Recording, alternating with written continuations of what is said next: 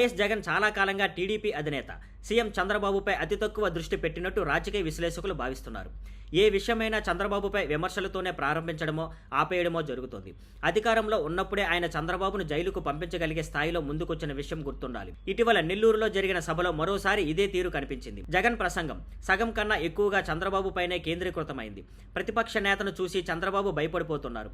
అందుకే నాకు సభలు జరగనివ్వడం లేదు. ఓ ముఖ్యమంత్రి ప్రతిపక్ష నేతను చూసి భయపడటం ఎంత దారుణం, ఇంతకంటే బాగుంటుంది బావిలో దూకటం అని జగన్ వ్యాఖ్యానించారు. ప్రజల సమస్యలపై మాట్లాడతారని ఆశించిన కొంతమంది ఈ వ్యాఖ్యలతో నిరాశకు గురయ్యారు. ఆయన ధ్యేయం ఇంకా చంద్రబాబును మట్టి కనిపించడమేనని స్పష్టమైంది. అంతేకాకుండా జగన్ ఎప్పటిలాగే మిథున్ రెడ్డి గురించి చెబుతూ చంద్రబాబుని హేళన చేశాడు. చంద్రబాబు పెద్దిరెడ్డి రామచంద్రారెడ్డి తిరుపతిలో కలిసి చదివారు.